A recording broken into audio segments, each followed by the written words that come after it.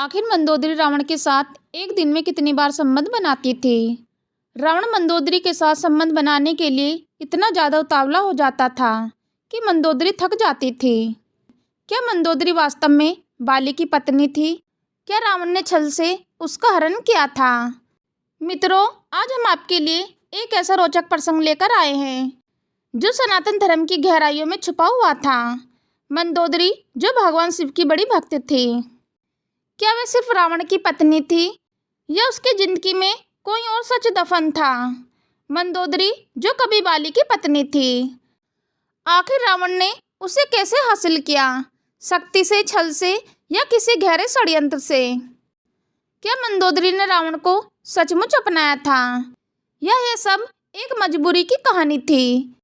मित्रों, आज हम रावण, बाली और मंदोदरी के बीच की उस अनोखी जंग का खुलासा करेंगे जो शायद ही आपने पहले कभी सुनी होगी। तो मित्रों, वीडियो को अंत तक जरूर देखिए। यदि चैनल पर पहली बार आए हो तो चैनल को सब्सक्राइब अवश्य कर लें, क्योंकि इसमें ऐसे रहस्य हैं जो आपको चौंका देंगे। चलिए शुरू करते हैं। कहानी शुरू होती है उस दौर से जब तीनों लोकों में दो योद्धाओं का डंका बजता था। एक था लंका का स्वामी रावण, जिसने अपने पराक्रम से स्वर्लोक को झुका दिया, पाताल लोक को अपने अधीन कर लिया और पृथ्वी के हर राजा को अपना गुलाम बनाने की ठान रखी थी। उसका अहंकार आसमान छूता था, जहाँ जाता वहाँ तबाही मचाता।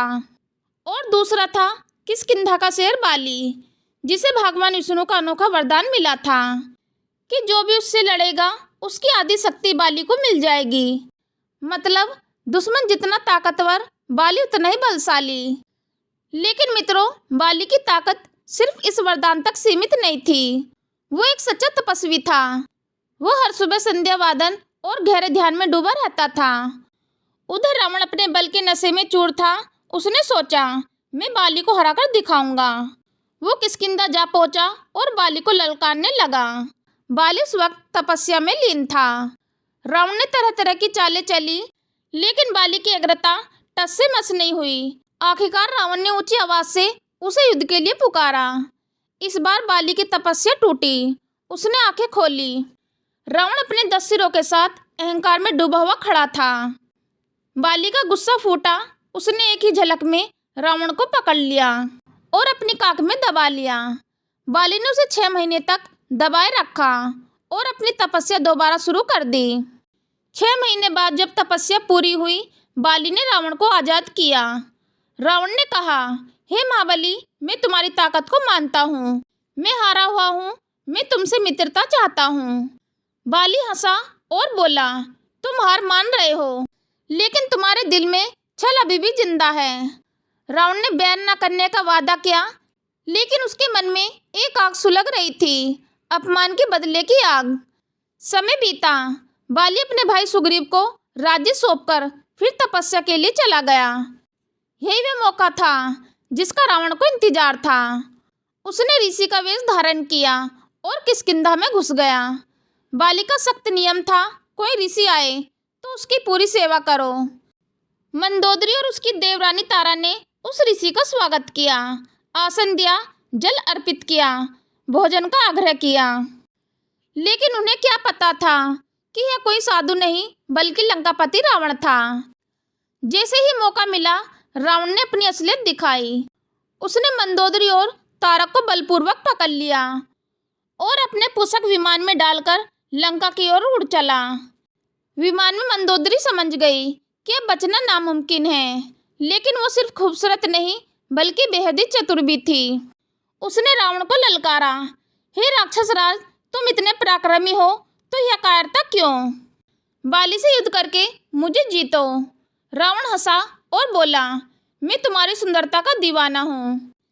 बाली का वरदान उसे अजय बनाता है, इसलिए मैंने यह रास्ता चुना। विजय का हर रास्ता जायज है। फिर मंदोदरी रावण के साथ लंका गई, जहाँ मजबूरी में उसने रावण से गंधर्व विवाह किया। उधर बाली 1 साल की तपस्या पूरी कर लौटा। जब बाली को पता चला कि रावण ने मंदोदरी का हरण किया है, उसकी आंखों में खून उतर आया। वो लंका की ओर दौड़ पड़ा और रावण को ललकारा, बाहर आए रावण, अपनी वीरता दिखा। रावण का दिल कांप उठा। वो बाली की ताकत से वाकिफ था। वो महल दर महल छिपने लगा। मंदोदरी सब देख रही थी। उसने सोचा, अगर युद्ध हुआ तो लंका तबाह हो जाएगी। उसने रावण से कहा, बाली को आतिथ्य दो, शायद उसका गुस्सा शांत हो जाए।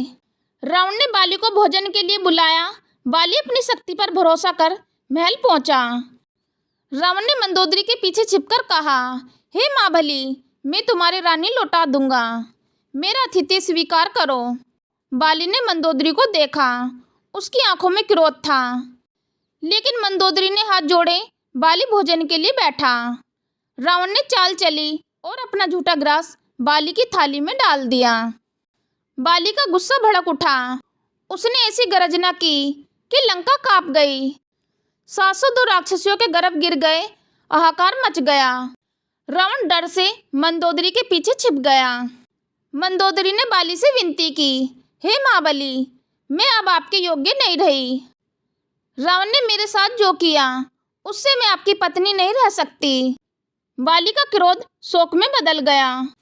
मंदोदरी बोली, युद्ध से लंका नष्ट हो जाएगी, निर्दोषों का खून बहेगा। बाली ने मंदोदरी की आंखों में प्रार्थना देखी। वो बोला, रावण किष्किंधा की ओर देखा तो यमलोक पहुंचा दूंगा। बाली ने रावण को जीवन दान दिया और लौट गया। रावण बाली से डरने लगा। मंदोदरी ने एक पुत्र को जन्म दिया। ज्योतिषियों ने कहा, यह अशुभ है, रावण की मृत्यु का संकेत है। रावण ने अपने बेटे समेत 62,000 नवजातों को नदी में बहा दिया। तो मित्रों, यह थी आज की वीडियो। उम्मीद है आपको यह वीडियो पसंद आई होगी। वीडियो पसंद आई हो तो वीडियो को लाइक और शेयर कीजिए। और हाँ, अगर आप चैनल पर नए हो तो चैनल को सब्सक्राइब करना ना भूलें। चलो तो मित्रों, मिलते हैं फिर नेक्स्ट वीडियो में नए ज्ञान के साथ। हम लेते हैं आपसे विदा। धन्यवाद।